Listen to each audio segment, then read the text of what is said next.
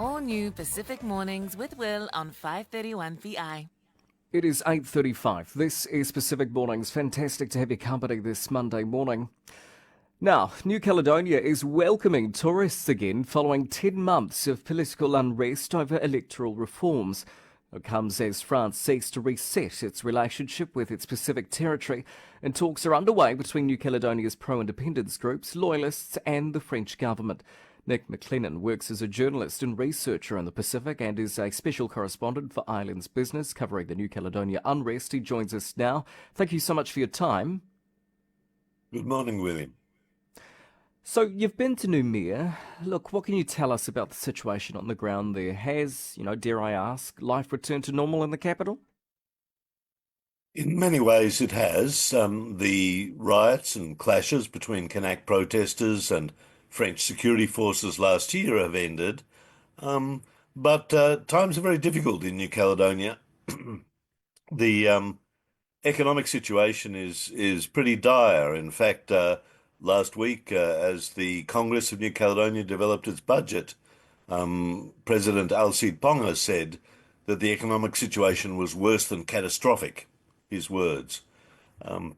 Many thousands of people have lost their jobs. The Institute of Statistics estimates about 11,600 people lost their jobs in the 9 months of conflict last year. There's enormous economic problems facing the country. So certainly things have much improved compared to the clashes and conflict seen last year. But New Caledonia faces many economic and political challenges in the months ahead. Certainly. Look, let's dig in a wee bit deeper here. I mean, what's all this chat, or what's all this about talks and the political status of New Caledonia? Could you give us a bit of context to that? For a long time, since the end of 3 referendums on New Caledonia's political status, there's been a need to hold talks between the French state and political parties representing both supporters and opponents of independence. For a variety of reasons, particularly since the failed referendum in 2021, they haven't been able to bring all 3 parties around the table at the same time. And that's finally happened. At the end of February, France's Overseas Minister, Manuel Valls, travelled to Noumea and held initial talks with both the key loyalist parties, as they're known, people who want to stay within the French Republic, and both groupings of the independence movement. A significant breakthrough was that the largest pro-independence party, Union Caledonienne, joined the talks, which they'd essentially boycotted on and off during 2023 and early 2024. Manuel Valls, when he left after 8 days of time in New Caledonia, said that the great success was simply that they'd started talking. However, there are some fundamental differences that remain between those who want a trajectory towards an independent and sovereign state and those who want to remain within the French Republic. And although there have been initial talks that will resume in late March, there's still a long way to go before there can be an agreement on a new political statute for this French Pacific dependency. Right. Look, has France acknowledged, and this is the big question, I suppose, has France acknowledged its policy failure of threatening unilateral changes to New Caledonia's electoral rolls, a proposal that triggered the May riots and clashes between pro-independence supporters and French security forces? There's been no formal public apology, but implicitly there's a recognition that, this attempt to ram through changes to voting rights was the cause, the driving trigger of the conflict that erupted on the 13th of May last year. This was a terrible tragedy for New Caledonia. 14 dead, hundreds injured, enormous economic damages. Hundreds of businesses closed their doors or reduced operations. Thousands of people have actually left New Caledonia because of this, particularly French public servants, medical staff, teachers and others who've ended their contracts and refused to renew. Manuel Valls, as he held a series of interviews before his travels on the 22nd of February, made a number of concessions that recognised the calls from the independence movement Firstly, he said, and this angered some loyalists, that this was a decolonization process.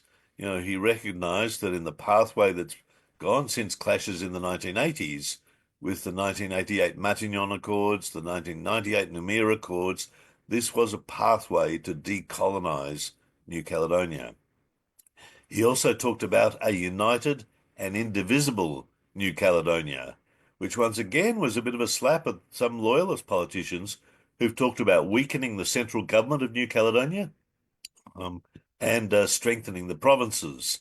There's a lot of talk about how different powers will be allocated between municipal government, provincial government, national government, and the overall Congress of New Caledonia.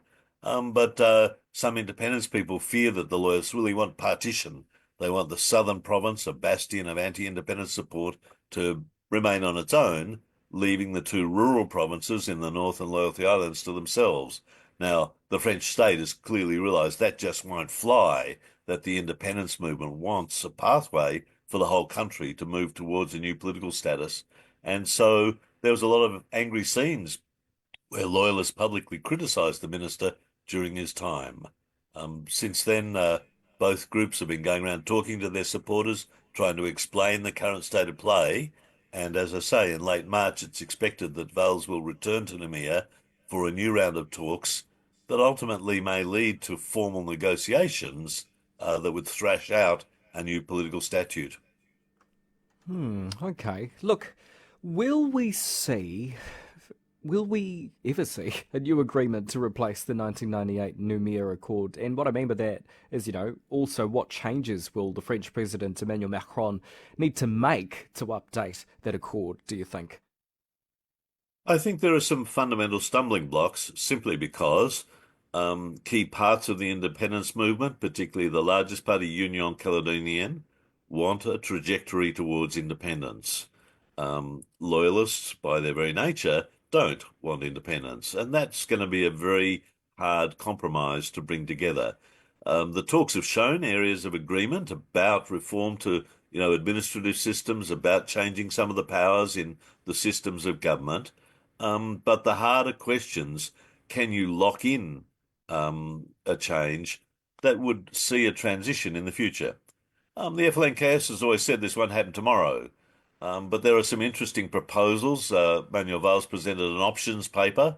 One idea is that the key remaining powers that haven't been transferred to New Caledonia over defence, foreign policy, currency, the police and courts, they could be granted to New Caledonia, but then redelegated back to France for a certain period.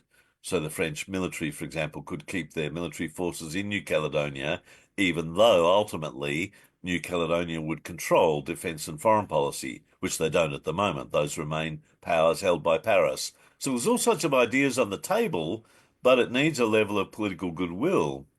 The main problem is that France is preoccupied with other issues.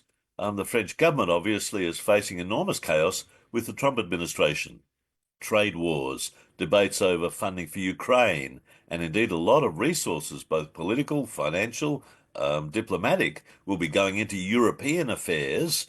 And people in New Caledonia are quite worried that despite French pledges of funding and so on, that they'll be forgotten in the rush of the enormous geopolitical changes that are happening under the Trump administration. There's a lot of moving parts, and New Caledonia is a pretty minor part of a much bigger change within France. Yes, and look, that naturally goes into my next question here. I'm a geopolitical nerd. Let's go there. France has obviously pledged financial assistance for economic reconstruction in New Caledonia, but Macron has not held a governing majority since 2022. And like you pointed out, Trump's been, threatening NATO, Ukraine security and trade wars with the EU. Macron is perhaps having to refocus attention on Europe. What do you make of that in the sense of perhaps New Caledonia just is not the primary concern? I think that's true, and I think there's a concern across the political spectrum in New Caledonia that France doesn't always follow through on pledges that it's made. For example, the French government has announced a loan of 120 million Pacific francs to New Caledonia to address many of the economic impacts from last year's conflict. That's about 2 billion New Zealand dollars, so it's a significant sum of money. But some 730 million of that goes back to France to pay off debts for money allocated last year. The French have charged a massive interest rate on this loan that's been given to the New Caledonians, and there's no clarity, according to budgetary debates last week, about the time frame that that money will be spread out. So, speaking to both Conservatives and pro-independence people in New Caledonia, there's a great concern that France is not addressing the reality of what's happening on the ground. And you see that in the business community. French insurance companies won't reinsure businesses for riot damage. If you're an investor thinking about should you rebuild your operations, you can't get insurance. There's so many uncertainties, and the geopolitics are clear. President Macron's term of office ends in 2027 for the next presidential elections. As you say, since 2022, he hasn't had a governing majority in the French National Assembly, the French Parliament in Paris. He's had six prime ministers, and every time something goes wrong, he tends to sacrifice the prime minister rather than acknowledge his own policy failings. And the current Bayrou government doesn't have a governing majority in the French Parliament, so they could face a no confidence motion as early as July this year. So people in New Caledonia are thinking, if we're going to make a deal about our political future, are we going to be facing the same government in a few months' time?